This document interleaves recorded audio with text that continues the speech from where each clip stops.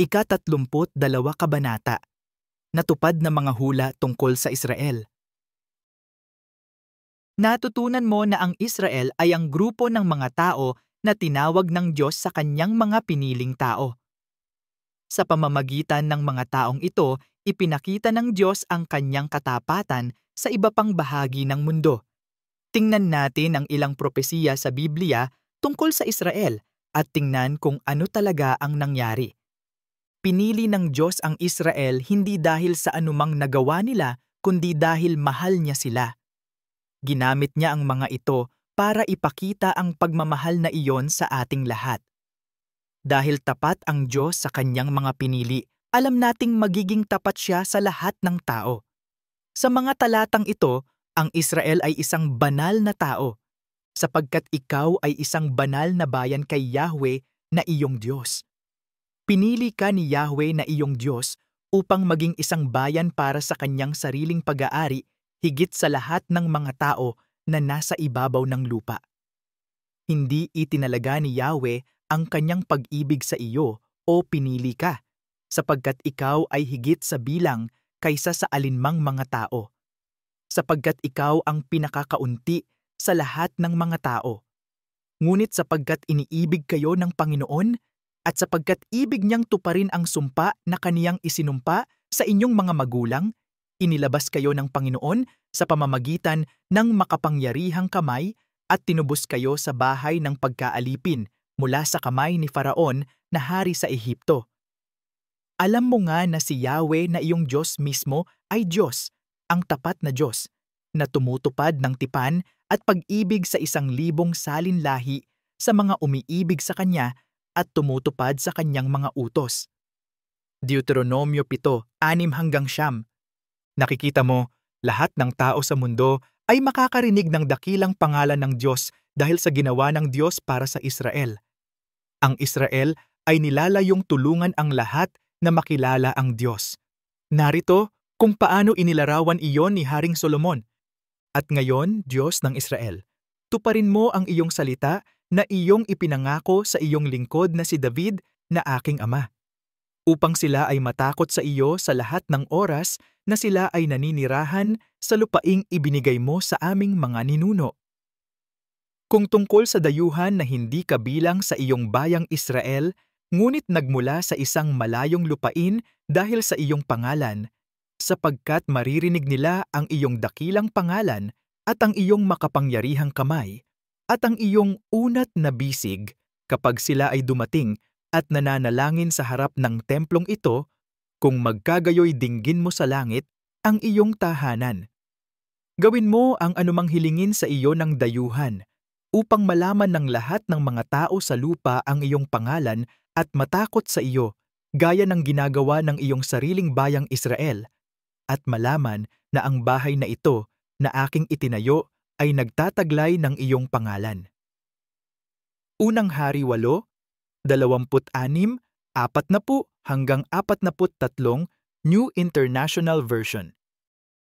32.1 Mga propesiya tungkol sa pagkabihag at paglaya ng Israel. Ang Biblia ay naglalaman ng maraming propesiya tungkol sa Israel na binihag ng ibang grupo ng mga tao o bansa. Sinabi ng Diyos sa mga Israelita na mangyayari ito sa kanila kung pipiliin nilang sumunod at sumamba sa ibang mga Diyos. Pinahintulutan ng Diyos na mangyari ito para sa kanilang kapakinabangan. Alalahanin na ang mga bagay na madalas nating nakikita na kakilakilabot ay magagamit ng Diyos para ilapit tayo sa Kanya at tulungan tayong lumago at tumanda sa ating pananampalataya. Ginamit ng Diyos ang panahon ng mga Israelita sa pagkabihag para ipaalala sa kanila ang kanyang kabutihan at kung paano niya sila inalagaan. Ipinaliwanag sa atin ni Haring Solomon na hinayaan ng Diyos na mabihag ang mga tao dahil sa kanilang kasalanan at paghihimagsik laban sa Kanya. Sasamba sila sa mga huwad na Diyos. Sa sandaling nasa bihag, ang mga tao sa kalaunan ay magsisi at babalik sa Diyos. Kung sila'y magkasala laban sa iyo, sapagkat walang tao na hindi nagkakasala at ikaw ay nagalit sa kanila at ibigay mo sila sa kaaway na anupat kanilang madala silang bihag sa lupain ng kaaway, sa malayo o malapit. Gayunmay kung sila'y magsisi sa lupain kung saan sila dinalang bihag, at magbalik muli, at magsumamo sa iyo sa lupain ng mga nagdala sa kanila na bihag na magsasabi, kami ay nagkasala at gumawa ng kalikuan. Kami ay gumawa ng masama. Kung sila'y manumbalik sa iyo ng kanilang buong puso at ng kanilang buong kaluluwa sa lupain ng kanilang mga kaaway, na nagdala sa kanila na bihag, at manalangin sa iyo patungo sa kanilang lupain, na iyong ibinigay sa kanilang mga magulang, ang bayan na iyong pinili, at ang bahay na aking itinayo para sa iyong pangalan. Kung magkagayoy dinggin mo ang kanilang panalangin at ang kanilang pagsusumamo sa langit na iyong tahanan, at ingatan mo ang kanilang usap, at patawarin mo ang iyong mga tao na nagkasala sa iyo. Unang Hari 8:46 hanggang 50. Sa panahon ng kanilang pagkabihag at pagkaalipin, lagi nilang naaalala ang Diyos at dumaing sa Kanya para sa tulong sa oras ng kanilang pangangailangan. Guess what happened? Ang Diyos ay tapat at iniligtas sila mula sa kanilang pagkabihag at ibinalik sila sa kanilang lupain. Bawat oras. Ang kasulatan sa ibaba na isinulat ni Moises ay ang pangakong narinig niya mula sa Diyos tungkol sa katotohanan ito. At mangyayari na pagka ang lahat ng mga bagay na ito ay dumating sa iyo, ang pagpapala at ang sumpa na aking inilagay sa harap mo at iyong aalalahanin ang mga yaon sa gitna ng lahat ng mga bansa kung saan ka itinaboy ng Panginoon mong Diyos, at manumbalik ka sa Panginoon mong Diyos at sundin mo ang kaniyang tinig ayon sa lahat ng iniuutos ko sa iyo ngayon, ikaw at ang iyong mga anak, ng iyong buong puso at ng iyong buong kaluluwa, na kung magkagayoy palalayain ka ng Panginoon mong Diyos mula sa pagkabihag, maawa ka sa iyo, at babalik at magtitipon. Ikaw mula sa lahat ng mga tao kung saan pinangalat ka ni Yahweh na iyong Diyos. Kung ang iyong mga itinapon ay nasa mga kahuli-hulihang bahagi ng langit, mula roon ay titipunin ka ng Panginoon mong Diyos, at mula doon ay ibabalik ka niya. Dadalhin ka ng Panginoon mong Diyos sa lupain na inari ng iyong mga magulang at iyong aariin. Gagawin niya kayo ng mabuti at pararamihin ang inyong bilang ng higit kaysa sa inyong mga ama. Deuteronomio 30:1-5. Ito ay hindi isang pangako tungkol lamang sa Israel at sa kanilang lupang pangako. Ito ay isang pangako na maaari mo ring direktang ilapat sa iyong sarili. Nangangako ang Diyos na ililigtas ka sa anumang bihag sa iyo. Anumang kasalanan ang naghiwalay sa iyo sa Diyos. Kung bumaling ka sa Kanya, mahabag sa iyo ang Diyos. Siya ay isang Diyos ng pagpapatawad at pagpapanumbalik. 32.1. Ang Israel ay magiging bihag sa Egypt. Mayroong dalawang mga kaganapan sa pagkabihag sa kasaysayan ng Israel na namumukod-tangi kaysa sa iba. Ang una ay ang 400 taong pagkabihag ng Israel sa Ehipto. Natitiyak kong narinig mo na ang ilan sa katotohanan ng Diyos tungkol sa kung paano niya sila iniligtas mula sa pagkaalipin na iyon. Ang kasaysayan ni Moises, ang mga salot ng Diyos, ang nagpilit sa Faraon ng Ehipto na palayain ang mga Israelita, at ang paghati ng Diyos sa dagat na pula upang ang mga tao ay makatakas sa Ehipto. Mababasa mo ang buong salaysay simula sa pagbebenta ni Jose sa pagkaalipin sa Ehipto hanggang sa paghahati ng dagat na pula sa pamamagitan ng pagbabasa ng Genesis 37 hanggang 14 na Exodo. Propesiya. Sa hulang ito, ang Diyos ay nagsasalita kay Abraham at sinabi sa kanya na ang kanyang mga anak ay magiging alipin sa ibang lupain sa loob ng 400 taon. Sinabi niya kay Abram, "Talastasin mong tiyak na ang iyong mga supling ay maninirahan bilang mga dayuhan sa isang lupain na hindi kanila at maglilingkod sa kanila. Pahihirapan nila sila ng 400 taon. Hahatulan ko rin ang bansang iyon na kanilang paglilingkuran. Pagkatapos ay lalabas sila na may malaking kayamanan. Ngunit pupunta ka sa iyong mga ama ng payapa. Ikaw ay ililibing sa mabuting katandaan. Sa ika-4 na salin ng lahi ay muli silang darating dito sapagkat ang kasamaan ng Amorheyo ay hindi pa ganap. Genesis 15:13-16. Makikita mong hindi malabo ang propesiya. Sinasabi nito sa atin na kukunin sila ng mga dayuhan. Sila ay maglilingkod at mahihirapan. Sila ay magiging mga alipin sa loob ng 400 taon. Sila ay aalis na may malaking kayamanan. At sila ay babalik sa ika-4 na salin lahi sa lupain kung saan naroon si Abraham. Sinasabi rin nito na hahatulan ng Diyos ang bansang nagpabihag sa kanila.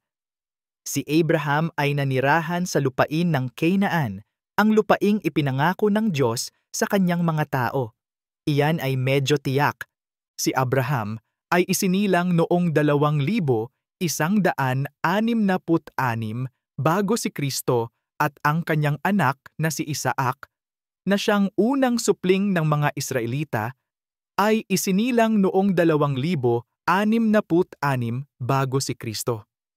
Ibinigay ng Diyos kay Abraham ang hulang ito bago pa ipinanganak si Isaac. Ang una sa mga inapo ni Abraham na pumasok sa Ehipto ay si Jose, ang kanyang apo sa tuhod. Si Joseph ay ipinagbili sa pagkaalipin noong 1878 bago si Kristo. Gayunpaman, nilayon ito ng Diyos para sa kabutihan, at nang maglaon ay naging kanang kamay si Jose para sa paraon ng Ehipto. Noong 1876 bago si Kristo, ang natitirang mga supling ni Abraham ay lumipat sa Ehipto upang makasama si Jose. Tingnan natin kung ano ang susunod na mangyayari. Katuparan, sa aklat ng Exodo, nalaman natin kung ano ang nangyari at kung paano natupad ang hulang ito. Ang isa sa mga anak ni Israel, si Jose, ay ipinagbili sa pagkaalipin ng kaniyang mga kapatid at napunta siya sa Ehipto. Kaya pumunta tayo mula kay Abraham hanggang kay Isaac, hanggang kay Jacob, hanggang kay Jose. Kalaunan ay tinawag ng Diyos si Jacob na Israel. Ginamit ng Diyos ang masamang gawang iyon laban kay Jose para sa kabutihan, at sa paglipas ng panahon, si Jose ay nagtrabaho bilang punong tauhan ng paraon ng Ehipto, wika nga. Nang magkaroon ng tagtuyot sa buong lugar, pumunta ang mga kapatid ni Jose sa Ehipto para maghanap ng makakain. Si Jose ay muling nakasama ng kanyang pamilya at silang lahat ay lumipat sa Ehipto. Ito ang pamilya kung saan magmumula ang mga tao ng Diyos. Lahat ng pinili ng Diyos ay naninirahan na ngayon sa Ehipto.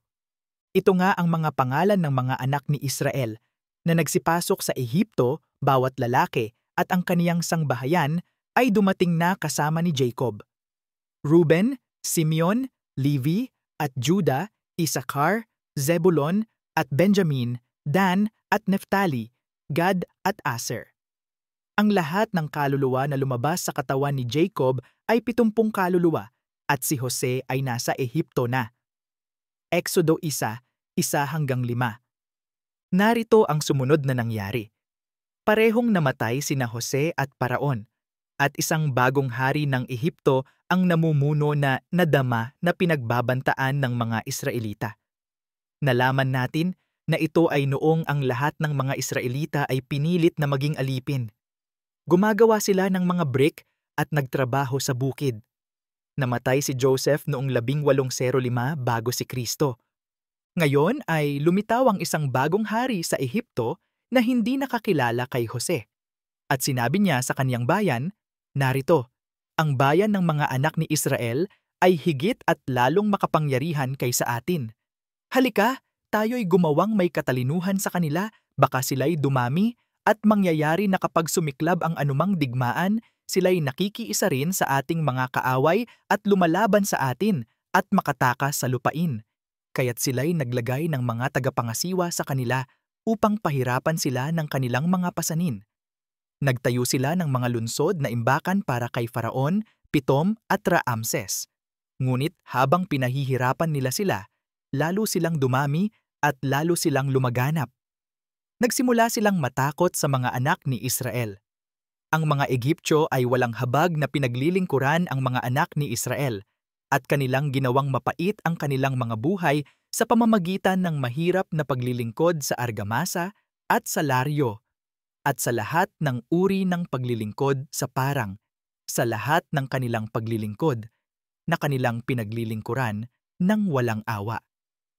Exodo 1:8-14. Sinabi ng Diyos kay Abraham na ang pagkaalipin na ito ay tatagal ng 400 taon. Pagkaraan ng ilang kabanata sa aklat ng Exodo, makikita natin na dininig ng Diyos ang mga daing ng kanyang mga tao at nangangako na ililigtas sila.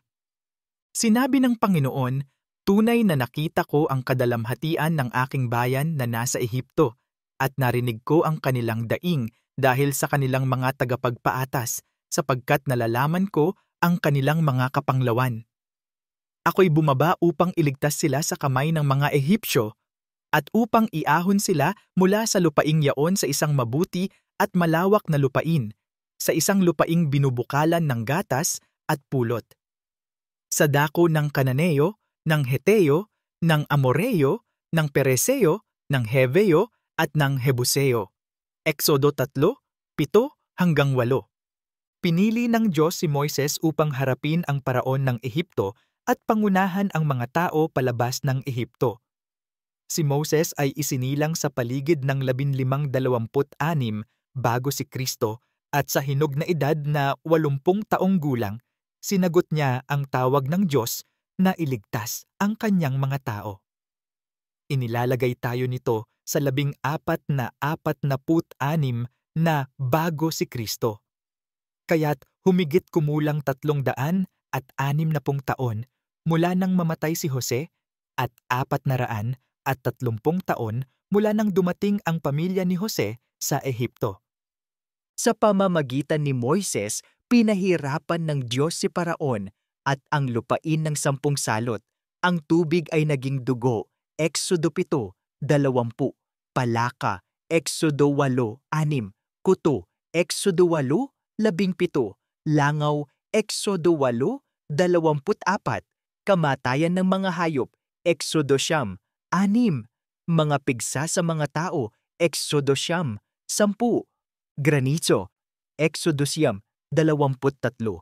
Lokos. Exodo 10:14. Kadiliman. Exodo 10:22. At ang pagkamatay ng panganay. Exodo 12:29. Nais kong malaman ninyo na ang pagliligtas sa mga Israelita ay hindi nangyari sa isang gabi at ang mga Israelita ay hindi protektado ng Diyos mula sa bawat salot hanggang sa 5 salot na pinakitunguhan ng Diyos ang mga Israelita nang hiwalay sa mga Ehipsyo. Iniligtas ng Diyos ang mga alagang hayop ng Israel. Iniligtas ng Diyos ang mga Israelita mula sa mga bukol. Iniligtas ng Diyos ang lupain ng Goshen kung saan nakatira ang mga Israelita mula sa granizo. Tiniyak ng Diyos na may liwanag ang mga Israelita sa kanilang mga tahanan kapag madilim para sa mga Ehipsyo at pinrotektahan ng Diyos ang mga Israelita mula sa pagkamatay ng panganay. Naranasan ng mga Israelita ang lahat ng iba pang mga salot kasama ng mga Ehipsyo. Maaaring pakiramdam mo ay tulad ng mga Israelita, isang alipin ng iyong makamundong kalagayan at ang mga salot na ibinobomba ng Diyos sa planeta sa panahong ito ng kapighatian. Kung inilagay mo ang iyong pananampalataya sa anak ng Diyos na si Jesus, ililigtas ka ng Diyos.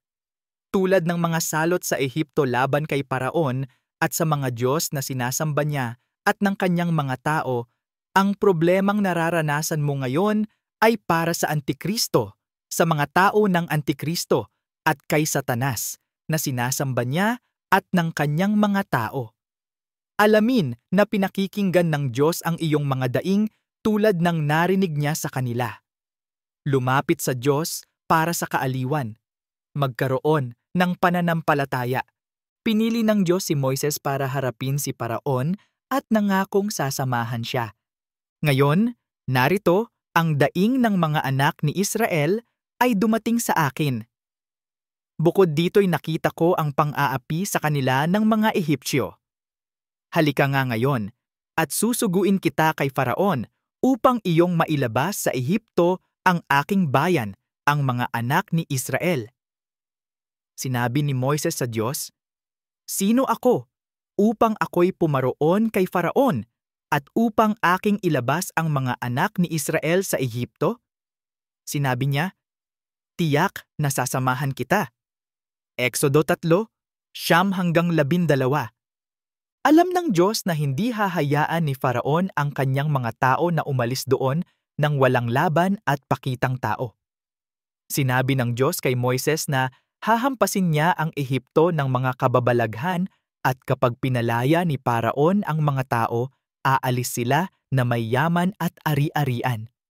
Inuulit ng Diyos ang pangakong ginawa niya kay Abraham daan-daang taon na ang nakalilipas. Nakikita mo, hindi nakakalimutan ng Diyos ang kanyang mga pangako. Alam kong hindi kayo papahintulutan ng hari ng Ehipto na pumunta, hindi sa pamamagitan ng makapangyarihang kamay.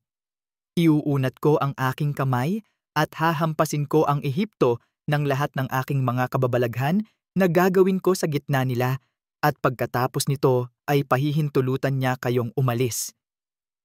Bibigyan ko ang bayang ito ng biyaya sa paningin ng mga Ehipsyo, at mangyayari na kapag kayo ay yumaon, hindi kayo yayaong walang dala. Ngunit ang bawat babae ay hihingi sa kaniyang kapwa at sa kaniya na dumadalaw sa kaniyang bahay ng mga hiyas na pilak, mga hiyas na ginto, at mga damit. Iyong ilalagay sa iyong mga anak na lalaki at sa iyong mga anak na babae. Sasamsam ninyo ang mga Ehipsyo. Exodo 3:19-21. Ang mga kuto ay isa sa mga salot na sinaktan ng Diyos kay Paraon at sa kanyang mga tao. Si Faraon ay may mga salamangkero na hindi maaaring magparami nito at kinilala na ito ay gawa ng Diyos. Ngunit ayaw ni Faraon na maniwala o makinig sa kanila. Ang mga salot na ito mula sa Diyos ay nagpatuloy hanggang sa pinatay ng Diyos ang panganay na anak ni Faraon at lahat ng kanyang mga tao. Sinabi ng Panginoon kay Moises, "Sabihin mo kay Aaron, iunat mo ang iyong tungkod at hampasin mo ang alabok ng lupa upang maging mga kuto sa buong lupain ng Ehipto." Ginawa nila ito. At iniunat ni Aaron ang kaniyang kamay na kasama ng kaniyang tungkod at hinampas ang alabok ng lupa at nagkaroon ng mga kuto sa tao at sa hayop. Ang lahat ng alabok ng lupa ay naging kuto sa buong lupain ng Ehipto. Sinubukan ng mga salamangkero sa kanilang mga engkanto na gumawa ng mga kuto, ngunit hindi nila magawa. May mga kuto sa tao at sa hayop. Nang magkagayoy sinabi ng mga mahiko kay Faraon, "Ito ang daliri ng Diyos." Ngunit ang puso ni Faraon ay nagmatigas at hindi niya pinakinggan sila gaya ng sinalita ni Yahweh. Exodo 8:16-19. Ang pagliligtas ng Diyos para sa mga Israelita ay dumating tulad ng sinabi ng Diyos. Ang mga Israelita ay lumabas mula sa pagkabihag sa Ehipto noong 1446 bago si Kristo. Ito ay 430 taon matapos ang pamilya ni Jose, lahat ng mga inapo ni Abraham ay dumating sa Ehipto. Ang kanilang pagkaalipin sa Ehipto ay tumagal ng hindi bababa sa 360 taon, mula noong namatay si Jose at ang mga Israelita ay umalis na may kayamanan gaya ng ipinangako ng Diyos. Bumangon si Faraon sa gabi, at kaniyang tinawag si Moises at si Aaron sa gabi at sinabi, "Bumangon kayo, umalis kayo sa gitna ng aking bayan, kayo at ang mga anak ni Israel. At yumaon ka, maglingkod kay Yahweh gaya ng iyong sinabi. Dalhin kapwa ang iyong mga kawan at ang iyong mga bakahan, gaya ng iyong sinabi, at umalis ka. At pagpalain mo rin ako. Ang mga Ehipsyo ay nagmamadali sa bayan, upang sila'y paalisin ng madalian sa lupain sapagkat kanilang sinabi, tayong lahat ay mga patay na tao. Ginawa ng mga anak ni Israel ang ayon sa salita ni Moises, at sila'y humingi sa mga Ehipsyo ng mga hiyas na pilak at mga hiyas na ginto at mga damit. Binigyan ng Panginoon ng biyaya ang bayan sa paningin ng mga Ehipsyo, kaya't ibinigay sa kanila ang kanilang hinihiling. Ninakawan nila ang mga Ehipsyo. Ang panahon nga na nanirahan ang mga anak ni Israel sa Ehipto ay 430 taon. Sa katapusan ng 430 taon hanggang sa araw na iyon, ang lahat ng hukbo ni Yahweh ay umalis sa lupain ng Ehipto. Exodo 12, 30 hanggang 33, 35 hanggang 36, 40 hanggang 41. Ngunit marahil ay nagtataka ka kung ano ang nangyari sa kanilang pagbabalik sa Canaan kung saan nakatira si Abraham noong ika-4 na henerasyon? Hindi iyon nangyari hanggang 1407 bago si Kristo nang sa wakas ay muli silang makapasok sa lupang pangako sa pamumuno ni Josue. Pagkatapos nilang lisanin ang Ehipto, nanirahan sila sa ilang sa loob ng 40 taon. Ito ay halos 400 taon pagkatapos mamatay si Joseph, kaya 4 na henerasyon ang lumipas, tulad ng sinabi ng Diyos. Maaaring iniisip mo, mabuti iyan ang sinasabi ng Biblia na nangyari ito, ngunit paano ang mga modernong iskolar at ebidensya ng arkeolohiko? Paano natin malalaman na nangyari ang mga pangyayaring ito? Tingnan natin ang isang mahusay na modernong pagtuklas na nagdudulot ng kredibilidad sa mga pangyayaring ito sa Biblia. Ito ay ang pagtuklas ng inskripsyon ng Soleb. May isang templo na itinayo sa Soleb sa Nubia noong ika-15 siglo bago si Kristo upang parangalan ang Diyos ng Egypt na si Amun-Ra. Ang Egyptian paraon na si Amenhotep ang pangatlo ang nagtayo ng templo. May kolum sa templong ito na naglilista ng kanilang mga kaaway at mayroon itong kawili-wiling inskripsyon, ang lupain ng mga Shasu, mga nomad, ni Yahweh. Ito ang pinakaunang pagtukoy kay Yahweh na natuklasan sa labas ng Biblia. Mayroon ding hieroglyphic na kasama ng teksto at inilalarawan nito ang isang Semitic, hindi African na mukhang bilanggo. Ipinahihiwatig nito na si Amenhotep ang pangatlo ay malinaw na nakakaalam tungkol sa Diyos na si Yahweh at itinuturing siya at ang mga taong sumasamba sa kanya na mga kaaway.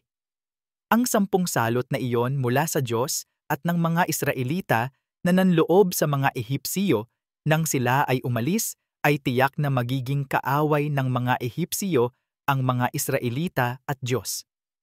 Nangangahulugan ito na ang pag-alis ng mga Israelita mula sa Ehipto ay kailangang naganap bago ang 1400 bago si Kristo nang itayo ang templong ito. Nalaman mo lang na nangyari ito noong 1407 bago si Kristo. Umaasa ako na nagsisimula kang makita na ang Diyos ay mapagkakatiwalaan. Ginagawa niya ang sinasabi niyang gagawin niya. Ngayon, tingnan natin ang susunod na makabuluhang kaganapan sa pagkabihag. 32.1.2 Ang Israel ay magiging bihag sa Babylon. Ang iba pang pangyayari ay ang pagkabihag ng Israel ng Haring Babylonian na si Nebuchadnezzar. Habang 70 taon lamang sa pagkabihag ang mga Israelita sa pagkakataong ito, mahalaga ito dahil winasak ng mga Babylonians ang unang templo sa kanilang pag-atake sa Jerusalem. Ito ang dakilang templo na itinayo ng anak ni Haring David, si Solomon. Sinira nito ang mga Israelita. Gaya ng pagkabihag ng mga Israelita sa Ehipto, ang yugtong ito ng pagkaalipin ay nagkaroon din ng masayang wakas, bagaman marahil ay hindi gaanong kilala. Nagwakas ang paghahari ni Nabucodonosor nang sumalakay at pumalit ang mga Medes at Persian. Pagkatapos ay sa ilalim ng Persian King Cyrus na ang mga Israelita ay pinalaya. Sinabi ng Diyos na inilagay niya sa puso ni Cyrus na tulungan ang mga Judyo na muling itayo ang kanilang lungsod at templo at pagkatapos ay palayain ang mga tao. Pinunduhan pa ito ng hari ng Persya. Sa mga talatang ito, tinutukoy ni Yahweh ng mga hukbo ang Diyos na siyang nagsasalita, na nagsasabi tungkol kay Ciro, "Siya'y aking pastor at isasagawa ang aking buong kaluguran. Sa makatuwid bagay magsasabi tungkol sa Jerusalem, siya'y itatayo. At tungkol sa templo, ang iyong pundasyon ay ilalagay. Ibinangon ko siya sa katuwiran at aking itutuwid ang lahat ng kaniyang mga daan. Kaniyang itatayo ang aking bayan at kaniyang palalayain ang aking mga natapon, hindi dahil sa halaga o gantimpala, sabi ng Panginoon ng mga hukbo." Isayas 44, 28, 45, 13. Propesiya. Ang propesiyang ito ay isinulat ni Jeremias noong 604 bago si Kristo, 18 taon bago ang Israel ay dinala sa pagkabihag. Gaya ng hula na isinulat ni Moises tungkol sa pagkabihag sa Ehipto, ang mga kasulatang ito ay may mga espesipikong detalye. Sinasabi nila sa amin kung gaano katagal ang pagkabihag na 70 taon. Sinasabi nila kung sino ang kukuha sa kanila, ang hari ng Babylonia. Sinasabi sa atin ng mga talata kung ano ang kanilang gagawin sa pagkabihag na nagsisilbi sa hari. Sinasabi rin ng kasulatan kung ano ang mangyayari sa kanilang lupain kapag sila ay kinuha. Ito ay magiging isang desolation o tigang na kaparangan. Ang buong lupaing ito ay magiging isang pagkatiwangwang at isang kaguluhan. At ang mga bansang ito ay maglilingkod sa hari ng Babylonia ng 70 taon. Jeremias 25:11. Hindi pa tapos ang Diyos sa pagbibigay ng mga detalye ng pagkabihag na ito sa kanyang propetang si Jeremias. Narito ang isa pang hula na isinulat ni Jeremias. Maaari mong makita na ang isang ito ay may mas maraming detalye. Sinasabi nito sa atin na ang lungsod ng Jerusalem ay susunugin. Hindi lang basta-basta na mga bahay, kundi mga bahay kung saan sila nag-aalay ng insenso kay Baal, isang huwad na Diyos at demonyo. Sinasabi rin nito sa atin na magkakaroon ng labanan sa pamamagitan ng tabak, taggutom at sakit na siyang salot. Kaya't sinasabi ng Panginoon, "Narito, aking ibibigay ang bayang ito sa kamay ng mga Kaldeo at sa kamay ni Nabucodonosor na hari sa Babylonia at kaniyang sasakupin." Ang mga Kaldeo na lumalaban sa bayang ito ay darating at susunugin ang lungsod na ito at susunugin kasama ng mga bahay na ang mga bubong nila ay naghandog ng insenso kay Baal at nagbuhos ng mga inuming handog sa ibang mga Diyos upang mungkahiin ako sa galit. Ngayon nga'y sinasabi ng Panginoon, ng Diyos ng Israel, tungkol sa bayang ito na tungkol sa iyong sinasabi, ibinigay sa kamay ng hari sa Babylonia sa pamamagitan ng tabak, ng kagutom at ng salot. Jeremias 32, 28 hanggang 29:36. Sa hulang ito ni Jeremias, makikita natin ang pangako ng Diyos na babaligtarin ang pagkabihag ng mga Israelita. Inihula ng Diyos na dadalhin niya ang lahat ng mabubuting bagay na ipinangako niya sa Israel at ibabalik niya sila sa kanilang lupain. Sapagkat sinasabi ng Panginoon, "Kung paanong aking dinala ang lahat ng malaking kasamaang ito sa bayang ito, gayon ko dadalhin sa kanila ang lahat ng kabutihan na aking ipinangako sa kanila."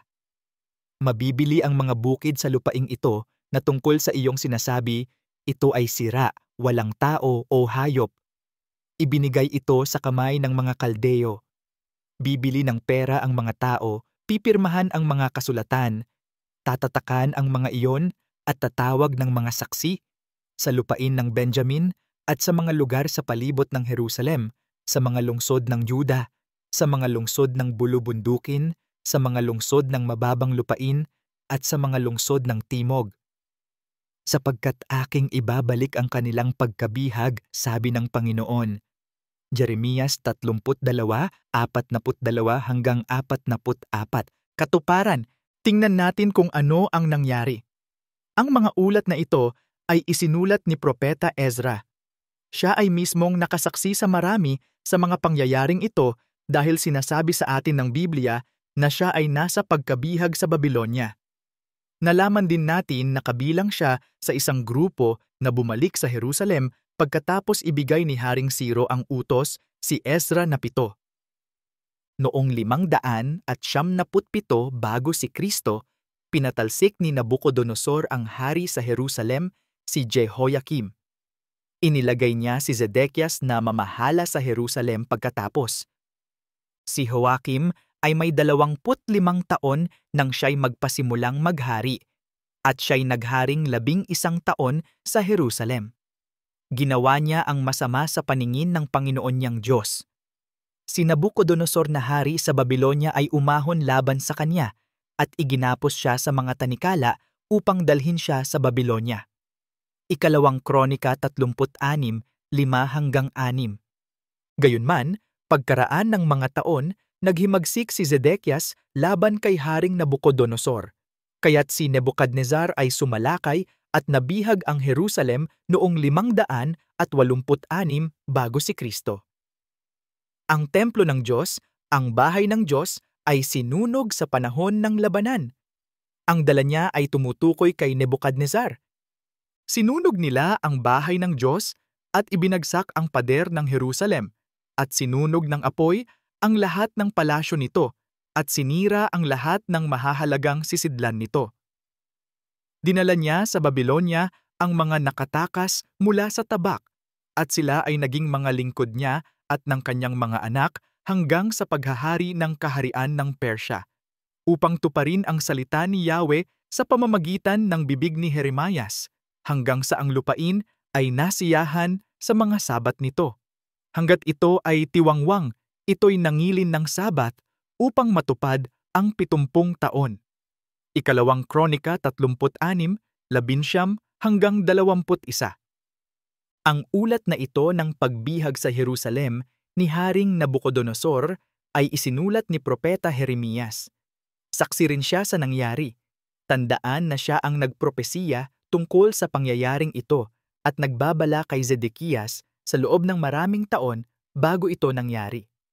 Nang ika-5 buwan nga, ng ika-7 araw ng buwan, na siyang ika-19 na taon ng Haring Nabucodonosor na hari sa Babylonia, ay naparoon sa Jerusalem si Nebuzaradan na kapitan ng bantay, na lingkod ng hari sa Babylonia.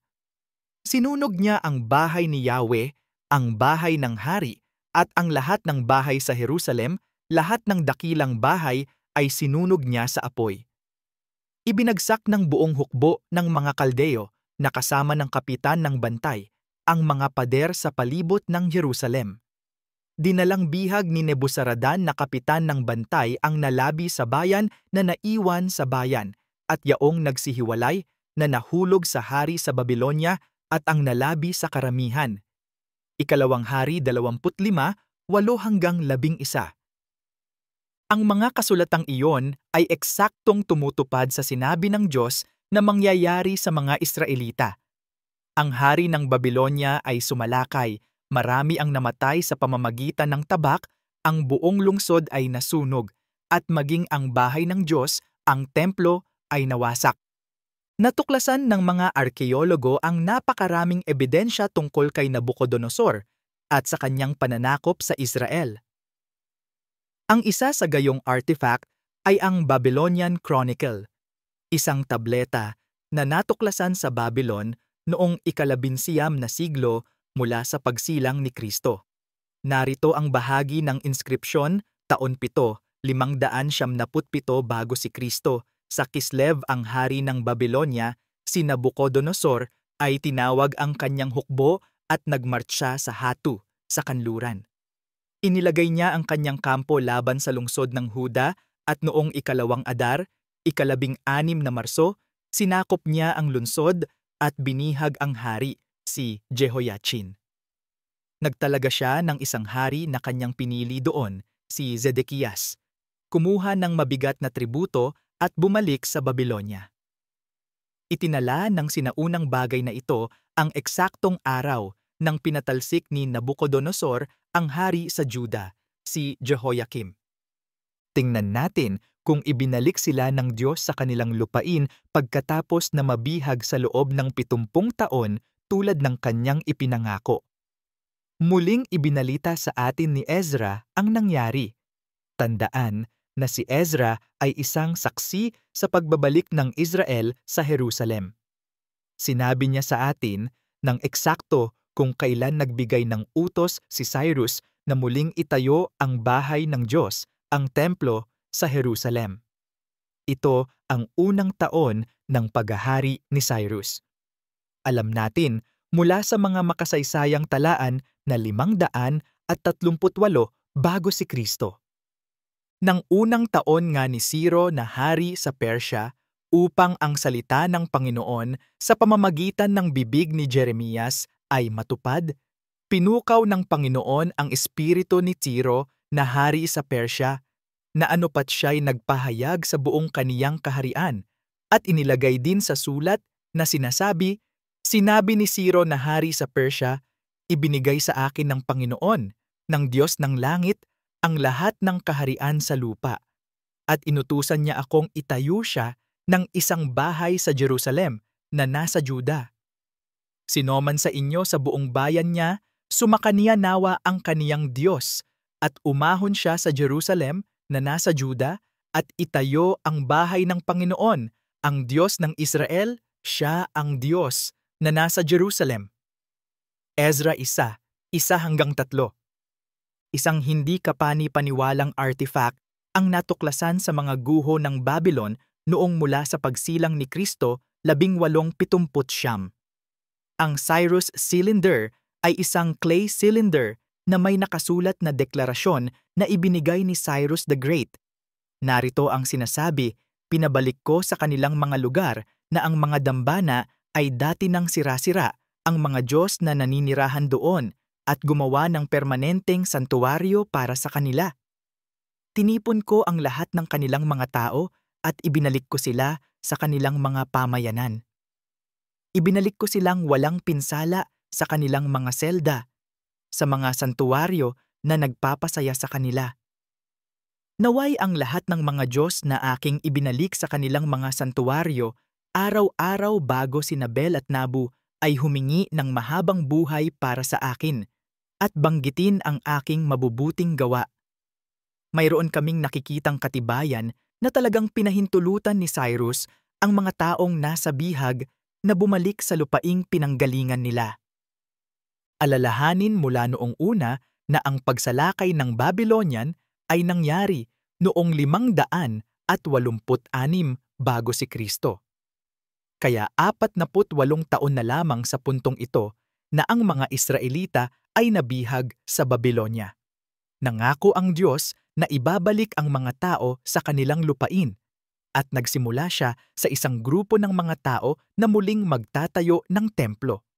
Halos 50,000 Israelita ang bumalik sa Jerusalem. Ito nga ang mga anak ng lalawigan na nagsiyahon mula sa pagkabihag niyaong mga dinalang-dinala, na dinala ni Nabucodonosor na hari sa Babylonia at nagsibalik sa Jerusalem at Juda, bawat isa sa kaniyang bayan. Ang buong kapulungan na magkakasama ay 42,360 bukod pa sa kanilang mga aliping lalaki at mga aliping babae, na sa kanila'y 7,337 at mayroon silang 200 mga awit na lalaki at mga awit na babae. Ezra 2:1-64-65.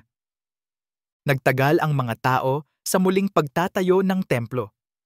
Natapos nila ito sa panahon ng paghahari ni Darius noong 10 ng Marso, 515 bago si Kristo.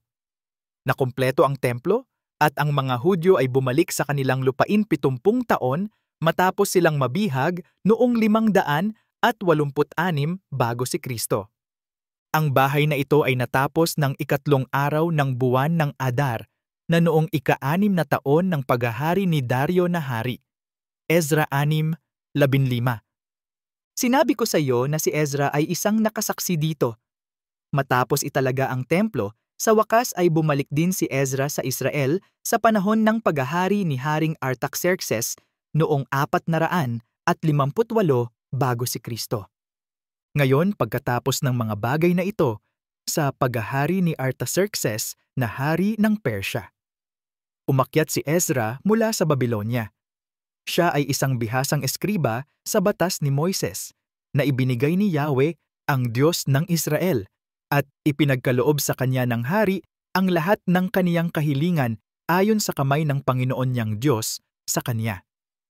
Ang ilan sa mga anak ni Israel kasama ang ilan sa mga saserdote, ang mga Levita, ang mga awit, ang mga bantay pinto, at ang mga lingkod sa templo ay umahon sa Jerusalem noong ika-7 taon ni Artajerjes na hari. Siya'y naparoon sa Jerusalem noong ika-5 buwan, na noong ika-7 taon ng hari. Ezra 7:1, 6-8. 32.2 Mga propesiya tungkol sa pag-uusig at pagpapanumbalik ng Israel. Ang Biblia ay puno rin ng mga propesiya tungkol sa pangkalahatang pag-uusig sa Israel at ang plano ng Diyos na ibalik ang mga ito. Suriin natin ang ilan sa mga propesiya na ito at tulungan kang mapalapit sa pagtitiwala na ang Diyos ay nagbibigay ng mga pangako at tumutupad sa mga ito. 32.2.1 Ang ikalawang templo ng Israel ay mawawasak. Matapos wasakin ni Nebuchadnezzar ang unang templo, nalaman mo dati na ang ikalawang templo ay itinayo at natapos noong 515 bago si Kristo nang pinahintulutan ni Haring Cyrus ang mga Hudyo na bumalik sa Israel. Ang ikalawang templong iyon ay inayos sa ilalim ng pamamahala ng mga Romano noong panahon ng paghahari ni Haring Herodes. Sinimulan ang pagsasaayos noong 20 bago si Kristo at natapos sa loob ng 1.5 taon, propesiya. Si Jesus mismo ang nagsabi ng partikular na hulang ito tungkol sa templo ng mga Judyo. Itinala ni Mateo ang propesiya na ito noong mula sa pagsilang ni Kristo 50, na 20 taon bago nangyari ang pangyayari. Si Mateo ay isa sa mga disipulo ni Jesus at isang direktang saksi sa sinabi ni Jesus. Upang magbigay ng ilang konteksto, naglalakad si Jesus at ang kanyang mga disipulo sa templo sa Jerusalem ilang araw lamang bago ipako si Jesus sa krus. Ito ay noong mula sa pagsilang ni Kristo 32. Sinabi ni Jesus sa kanyang mga alagad na ang bawat bato ng templo ay ibabagsak sa hinaharap. Si Jesus ay lumabas sa templo at nagpatuloy sa kaniyang lakad. Lumapit sa kanya ang kanyang mga alagad upang ipakita sa kanya ang mga gusali ng templo. Ngunit sinagot niya sila, "Nakikita ninyo ang lahat ng mga bagay na ito, hindi ba? Katotohanang sinasabi ko sa inyo, hindi maiiwan dito ang isang bato sa ibabaw ng isa na hindi ibabagsak." Mateo 24, 1-2. Maraming artifact na mayroon tayo mula sa ikalawang templong ito. Kung bibisita ka sa Jerusalem ngayon, makikita mo kung ano ang natitira sa ikalawang templo. Ang pinakamalaking seksyon ay ang sikat na Western Wall. Pagkatapos, sa tabi mismo ng bahaging iyon ng pader, makikita mo ang malalaking bato na ibinagsak noong ito ay nawasak noong mula sa pagsilang ni Kristo 70. Isang sinaunang mananalaysay mula noong unang siglo mula sa pagsilang ni Kristo, si Josephus Flavius, ay isang saksi sa mga pangyayaring nangyari sa Israel. Inilarawan niya ng detalyado ang isa sa mga dingding sa kompleks ng templo kung saan mayroong mga palatandaan ng babala. Ang mga palatandaan ay nagsabi sa mga dayuhan na huwag lumampas sa puntong iyon. Noong mula sa pagsilang ni Kristo 1871 isang limestone slab ang natuklasan sa Jerusalem na may parehong babala na inskripsyon na inilarawan ni Josephus. Kamakailan lamang noong Hunyo 2011, inihayag ng mga arkeologo ang Pilgrimage Road. Ito ay isang kalsada na ginawa ni Herodes bilang pangunahing landas para sa paglalakbay ng mga tao mula sa pool ng Siloam hanggang sa templo ng mga Hudyo. Sa mga kayamanan mula sa paghuhukay na ito ay nakakita sila ng isang bungkos ng mga barya na may nakasulat na mga salitang para sa kalayaan ng Sion. Naniniwala sila na ang huling mga tao na natitira sa Jerusalem bago ang lungsod at templo ay nawasak noong mula sa pagsilang ni Kristo 70 ang gumawa ng mga ito. Katuparan. Ang ikalawang templo ay talagang nawasak. Makikita mo kung ano ang natitira nito ngayon sa Jerusalem, bahagi ng kanlurang pader at isang tumpok ng malalaking bato. Nangyari ito noong mula sa pagsilang ni Kristo 70. Ang digmaan sa pagitan ng mga Hudyo at mga Romano ay nagsimula noong mula sa pagsilang ni Kristo 66. Ang istoryador na si Josephus ay sumulat ng isang detalyadong ulat ng digmaang iyon sa kaniyang aklat na The Wars of the Jews. Ngayon, makikita mo ang isang artifact sa Roma na gumugunita sa tagumpay ng mga Romano sa digmaang ito. Ito ang arko ni Tito. Si Tito ang komander ng militar na nagwakas sa paghihimagsik ng mga Hudyo, kinubkob ang Jerusalem, at sinira ang templo. Ang arko ay naglalarawan ng mga Romano na nagdadala ng mga kayamanan mula sa templo, kabilang ang menora. Itinayo ito ng nakatatandang kapatid ni Tito upang gunitain ang kanyang tagumpay. Ang digmaang iyon ay humantong sa tumaas na pagkalat na tinatawag na diaspora ng mga Judyo sa buong mundo. Susunod na titingnan natin ang mga propesiya tungkol sa diaspora. 32.22 Ang Israel ay magiging kaunti sa bilang at kalat-kalat. Dahil ang mga Hudyo ay nasakop ng ilang beses sa kanilang nakaraan, ito ay humantong sa kanila na mabihag at manirahan sa labas ng lupain ng Israel, at ito ay humantong sa ilang mga tumakas at nanirahan sa mga kalapit na bansa. Ang isang mahalagang pangyayari sa pagkalat ng mga Hudyo sa buong mundo ay noong si Nabucodonosor ay nakikipagdigma laban sa Israel. Nagwakas ito sa 586 bago si Kristo nang sakupin niya ang Jerusalem at dinala ang marami sa mga tao sa Babylon. Ang ilan sa mga dinalang bihag ay bumalik sa Israel sa ilalim ni Haring Cyrus, ngunit noong mula sa pagsilang ni Kristo, 70 Israel ay natagpuang muli ang sarili na nasakop sa pagkakataong ito ng mga Romano. Ang mga Hudyo na nakaligtas at tumakas ay nanirahan sa buong imperyo ng Roma. Ang mga tao ay kumalat mula doon sa buong mundo. Propesiya. May mga propesiya sa Biblia na nagsasabi tungkol sa Israel na pinag-uusig at nakakalat sa buong mundo. Ang unang propesiya ay itinala ni Moises noong ika-15 siglo bago si Kristo.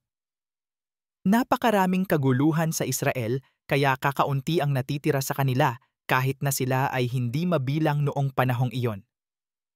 Sa hinaharap ay hindi sila makakahanap ng kaginhawahan o pahinga at sila ay mag-aalala tungkol sa kanilang buhay, patuloy na natatakot.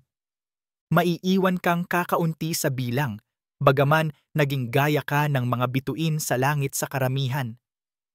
Pangalatin ka ni Yahweh sa lahat ng mga tao, mula sa isang dulo ng lupa hanggang sa kabilang dulo ng lupa. Sa gitna ng mga bansang ito ay hindi ka makakatagpo ng kaginhawahan at walang pahinga sa talampakan ng iyong paa. Ngunit bibigyan ka roon ni Yahweh ng nanginginig na puso, panghihina ng mga mata, at panghihina ng kaluluwa. Ang iyong buhay ay malalagay sa pagdududa sa harap mo. Ikaw ay matatakot gabi at araw, at hindi magkakaroon ng kasiguruhan sa iyong buhay. Deuteronomio 28, 62, 64 hanggang 66.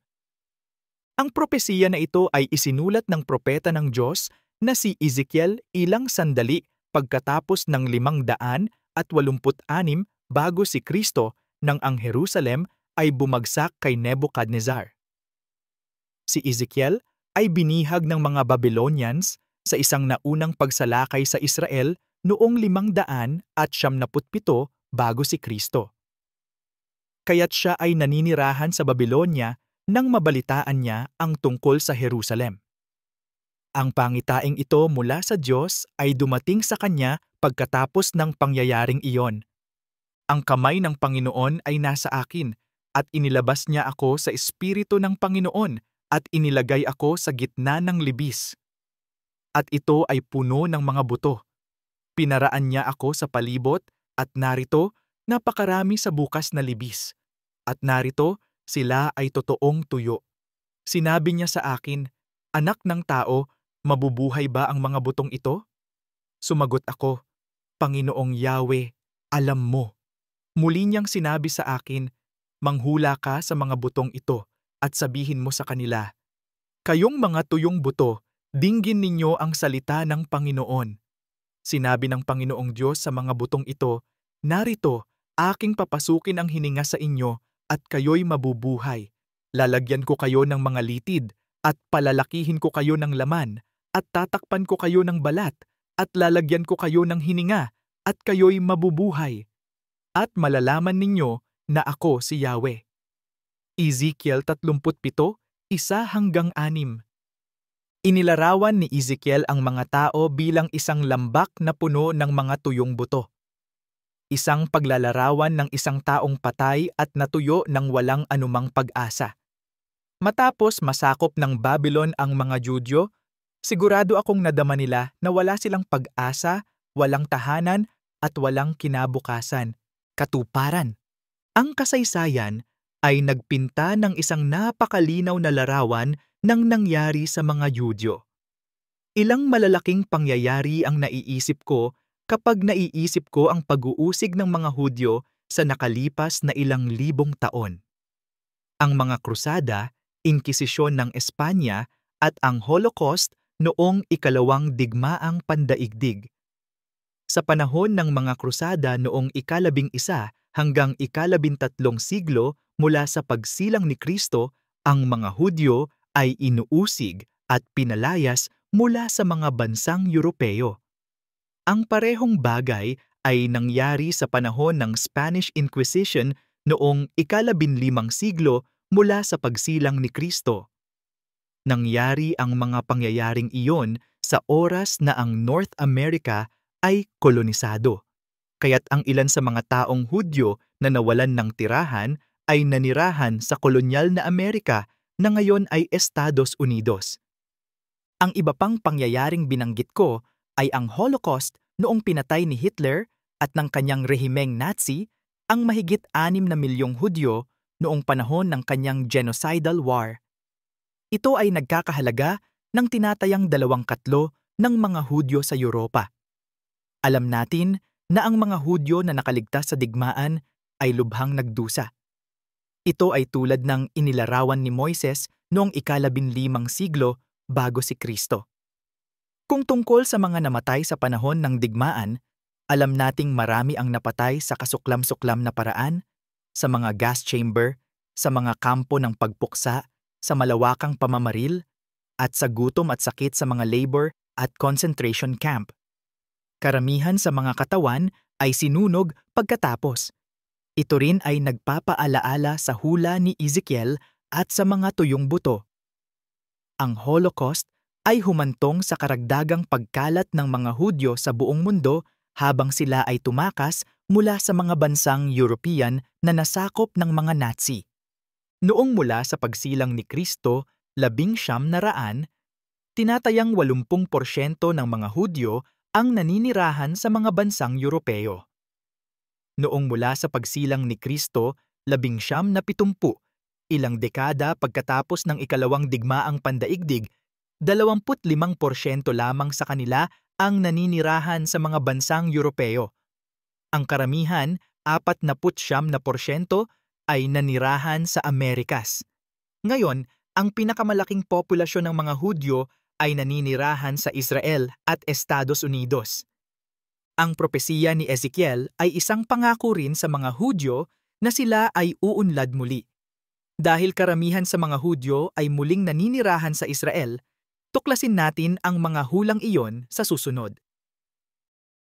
32.23 Ibabalik ang Israel. Kaya't ang mga Israelita ay nagkalat at hindi gaanong marami sa kanila ang nananatiling buhay, ngunit sila ay isang maunlad na bansa at tahanan ng mahigit 9 milyong tao ngayon. Halos 75% ng kanilang populasyon ay Hudyo. Iyan ay halos 7 milyong mga Hudyo na naninirahan ngayon sa estado ng Israel. Paano nangyari yon? Tinutupad ng Diyos ang kanyang mga pangako at kayang gawin ng Diyos ang anumang bagay. Nangako ang Diyos na ibabalik ang mga Hudyo sa lupaing ipinangako niya sa kanila. Nangako siyang uunlad silang muli. Nangako siyang ibabalik ang mga ito at ginawa niya iyon. Tingnan natin ang ilang propesiya na inihula ng Diyos tungkol sa bansang Israel na nakikita natin ngayon. Propesiya. Isinulat ni Propeta Isaias ang propesiyang ito noong ika-8 siglo bago si Kristo.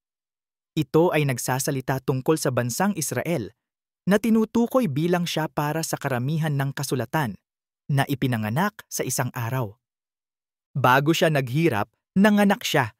Bago dumating ang kanyang sakit, nanganak siya ng isang anak na lalaki. Sino ang nakarinig ng ganoong bagay?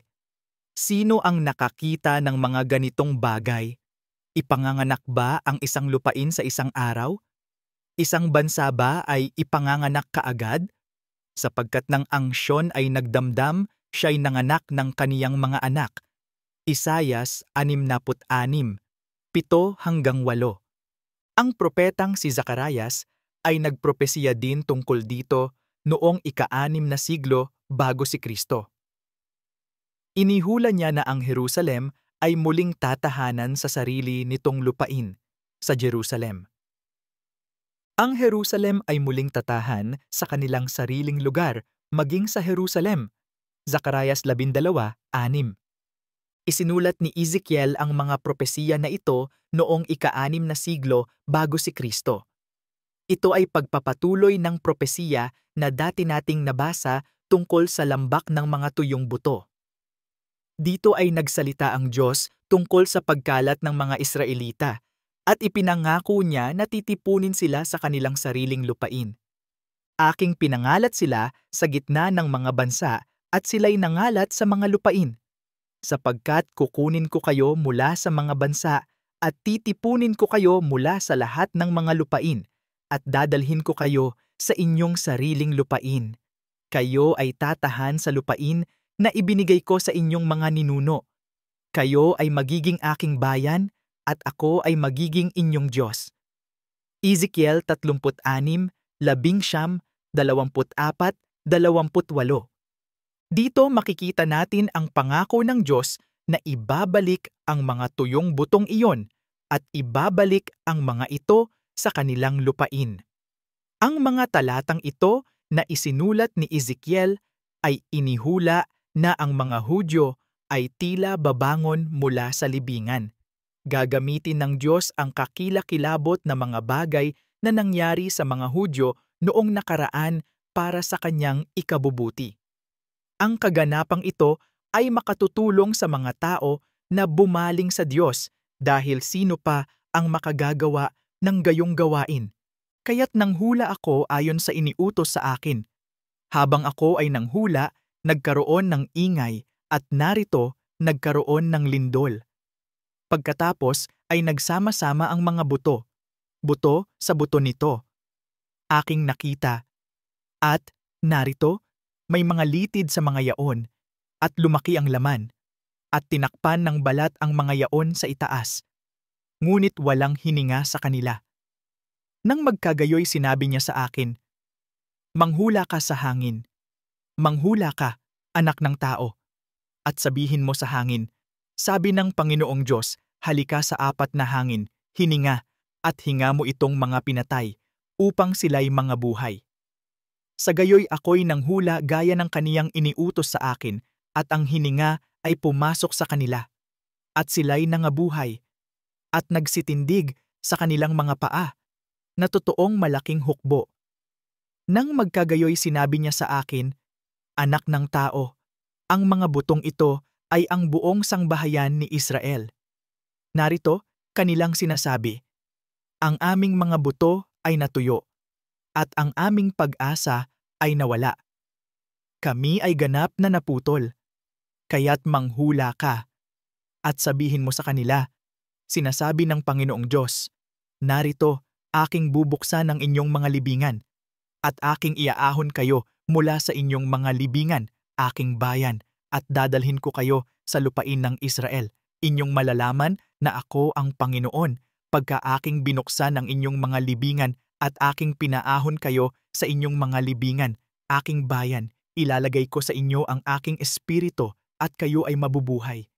Pagkatapos ay ilalagay kita sa iyong sariling lupain, at inyong malalaman na ako, si Yahweh, ang nagsalita at nagsagawa nito, sabi ni Yahweh. Ezekiel 37:7-14, Katuparan. Alam nating lahat na natupad ang propesiya na ito dahil ang Israel ay isang bansa na ngayon. Sila ay naging isang bansa muli noong 14 ng Mayo, 1948. Isinulat ni Isaias ang kanyang propesiya 28 siglo bago nangyari ang pangyayaring binanggit niya.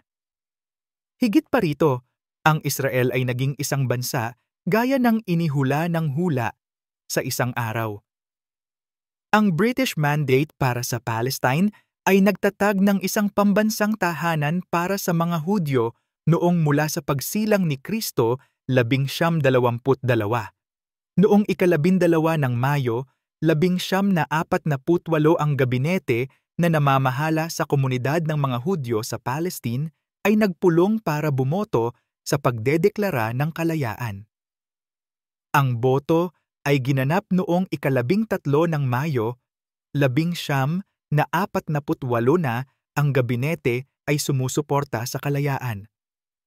Kinabukasan, inihayag nila ang Estado ng Israel. Nangyari ito sa isang araw. Pagkatapos noon, opisyal na kinilala ng Pangulo ng Estados Unidos, si Harry S. Truman, ang Estado ng Israel. Ang British Mandate ay pagkatapos ay winakasan sa hating gabi sa parehong araw ang Israel ay naging isang bansa. Tungkol naman sa Jerusalem, nang ang Israel ay naging isang bansa, ang lumang lungsod kung saan matatagpuan ang mga banal na lugar ay hindi kasama sa kanilang teritoryo. Ang Israel ay may kontrol lamang sa kanlurang bahagi ng Jerusalem habang ang Jordan ay may kontrol sa silangang bahagi at ang lumang lungsod.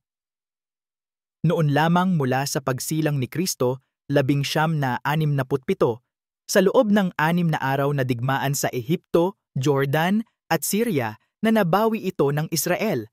Muli, nakita nating tinupad ng Diyos ang kanyang pangako sa mga Judyo. Sa wakas ay isinama niya ang lumang lungsod ng Jerusalem at ang mga banal na lugar sa estado ng Israel.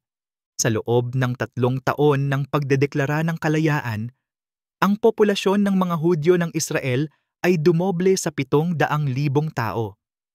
Noong mula sa pagsilang ni Kristo, 1950, ipinasa ng Israel ang batas ng pagbabalik na nagpapahintulot sa sinumang may lahing Hudyo ng karapatang manirahan sa Israel at magkaroon ng pagkamamamayan. Bilang ng 2019, mayroong halos 7 milyong mga Hudyo na naninirahan sa Israel. Ibinalik ng Diyos ang mga Judyong nagkalat sa buong lupa sa lupaing ipinangako niya sa kanila. Ibinalik ng Diyos ang lahing Hudyo at pinayagang umunlad sila. Nararamdaman mo ba ang mga Hudyo? Pinag-uusig, nagkalat at walang pag-asa? Panghawakan ang mga pangako ng Diyos para sa iyo ngayon. Nangako ang Diyos na ibabalik ka sa tamang relasyon sa Kanya. Ang kailangan mo lang gawin ay maniwala. Maniwala ka na ginawa ng Diyos ang sinabi niya. Ibabalik ka ng Diyos kahit na mula sa kailaliman ng lupa kung kinakailangan. Kahit na pinakita mo sa akin ang iyong mga kaguluhan, marami at mapait, ibabalik mo muli ang aking buhay. Mula sa kailaliman ng lupa, muli mo akong iahon. Dadagdagan mo ang aking karangalan at aliwin mo ako muli. Awit 71, 20-21, New International Version. Tumawag ako sa iyong pangalan, Yahweh, mula sa pinakamababang piitan. Narinig mo ang aking tinig, huwag mong ikubli ang iyong tainga sa aking pagbuntong hininga at sa aking daing. Lumapit ka sa araw na tinawag kita. Sabi mo, huwag kang matakot. Panaghoy 3:55-57. Ipinadala niya si Jesus mula sa langit sa lupa upang mamatay sa kamatayan na nararapat sa iyo. Namatay si Jesus para sa iyong mga kasalanan upang magkaroon ka ng kaugnayan sa Diyos na mayroon si Jesus. Kung ilalagay mo ang iyong pananampalataya kay Jesus, ibabalik ka ng Diyos tulad ng ginawa niya sa mga Israelita. Kung naniniwala ka, makatitiyak ka na nasa iyo ang lahat ng mga pangako ng Diyos. Hindi ka niya iiwan o pababayaan. Ikaw ay anak ng Diyos. Mayroon kang hinaharap at pag-asa, sapagkat iniharap ng Diyos si Jesus bilang hain para sa kasalanan. Ang mga tao ay ginawang matuwid sa Diyos kapag sila ay naniniwala na si Jesus ay nag-alay ng kanyang buhay, nagbuhos ng kanyang dugo. Ginawa ito ng Diyos upang ipakita ang kanyang katuwiran, sapagkat siya mismo ay makatarungan at makatarungan. At ipinapahayag niya na ang mga makasalanan ay tama sa kanyang paningin kapag sila ay naniniwala kay Jesus. Mga Romano 3:25-26 na New Living Translation. Marami kang matututuhan mula sa hula ng Biblia. Ang pagiging mapagkakatiwalaan ng Diyos ay isa sa mga bagay na iyon dahil ang espesipiko, tumpak, natupad na mga hula ay nagpapatunay na alam ng Diyos ang simula at wakas, gaya ng sinabi niya. Ipinapakita rin nito sa atin na ang Diyos ang may kontrol sa bawat sitwasyon. Kung anuman ang layunin niya, matutupad niya. Sa mga talatang ito, ang Panginoon at Yahweh ng mga hukbo ay tumutukoy sa Diyos. Ako ang Alpha at ang Omega, ang pasimula at ang wakas, sabi ng Panginoon, na ngayon at noon at darating ang makapangyarihan sa lahat. Apokalipsis 1:8 New King James Version. Ang Panginoon ng mga hukbo ay sumumpa na nagsasabi, tunay na kung ano ang aking inisip ay gayon ang mangyayari, at gaya ng aking pinanukala, gayon mananatili. Isaias 14:24. Ang mga detalye ay isa pang bagay na matututuhan mo sa hula ng Biblia. Pinatutunayan nito na nagmamalasakit ang Diyos sa mga detalye. Alam niya kung gaano karaming mga bituin ang nasa langit at kung gaano karaming mga butil ng buhangin ang nasa dalampasigan. Nilikha niya ang mga bituin at buhangin pagkatapos ng lahat. Siya rin ay nagmamalasakit sa mga detalye ng iyong partikular na buhay. Alam niya kung gaano karaming buhok ang nasa ulo mo at alam niya ang lahat ng iniisip mo. Nilikha ka niya ng natatangi at partikular. Hindi ka generic, tulad ng kanyang mga propesiya ay hindi generic. Maganda lang ang iniisip niya para sa iyo. Hindi ka ba magtitiwala sa kanya upang pamahalaan ang mga detalye ng iyong buhay? Magtiwala ka sa kanya. Alam ng Diyos ang lahat tungkol sa iyo dahil mahal ka niya. Panginoon, siniyasat mo ako at nakikilala mo ako. Alam mo ang aking pag-upo at ang aking pagtayo. Nakikita mo ang aking mga iniisip mula sa malayo. Iyong sinisiyasat ang aking landas at ang aking paghiga, at nalalaman mo ang lahat ng aking mga lakad. Sapagkat walang salita sa aking dila, ngunit narito, Panginoon, iyong lubos na nalalaman. Awit 139, 1-4. Ang Diyos ay isang dalubhasa sa pag-alam at pamamahala ng mga detalye. Si Jesus ang nagsasalita dito. Hindi ba ipinagbibili ang 2 maya para sa isang barya ng asaryon? Walang isa man sa kanila ang nahuhulog sa lupa kung hindi sa kalooban ng iyong ama. Ngunit ang mismong mga buhok ng inyong ulo ay bilang lahat. Sa makatuwid, huwag matakot. Kayo ay higit na mahalaga kaysa sa maraming maya. Mateo 10:29-31. Maingat kang nilikha ng Diyos para sa isang layunin at pinlano ang lahat ng mga detalye ng iyong buhay dahil nabuo mo ang aking kaloob-looban. Pinagsama mo ako sa sinapupunan ng aking ina. Ako ay magpapasalamat sa iyo sapagkat ako ay kakilakilabot at kamangha-mangha na ginawa. Kahanga-hanga ang iyong mga gawa. Alam na alam iyon ng aking kaluluwa. Ang aking katawan ay hindi lingid sa iyo nang ako'y ginawa sa lihim na pinagtagpi sa kalaliman ng lupa.